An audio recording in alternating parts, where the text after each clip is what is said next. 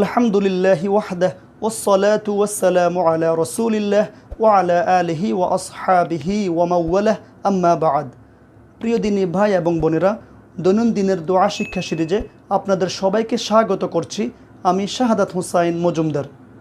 আজকের এই পর্বে আমরা শিখব দিনদার স্ত্রী ও সন্তান লাভের জন্য যে দোয়া পড়তে হয় সেটি।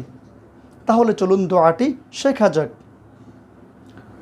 রব্বানা হাব লানা মিন আজওয়াজিনা রব্বানা হাব লানা মিন আজওয়াজিনা ওয়া যুররিয়াতিনা কুররাতা আ'য়ুনিন ওয়াজআলনা কুররাতা আ'য়ুনিন ওয়াজআলনা কুররাতা আ'য়ুনিন ওয়াজআলনা লিলমুত্তাকিনা ইমামা লিলমুত্তাকিনা ইমামা।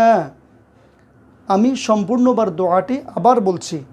রব্বানা হাব লানা মিন আজওয়াজিনা ওয়া যুররিয়াতিনা কুররাতা আ'য়ুনিন ওয়াজআলনা লিলমুত্তাকিনা ইমামা।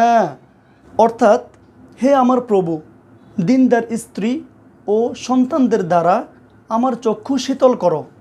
প্রিয় দিনী ভাই এবং বোনেরা, আমরা এই দোয়া পাঠ করার মাধ্যমে আল্লাহ তাআলার কাছে আমরা দিনদার স্ত্রী ও সন্তান লাভের জন্য দোয়া করব। আসসালামু আলাইকুম ওয়া রাহমাতুল্লাহি ওয়া বারাকাতুহু।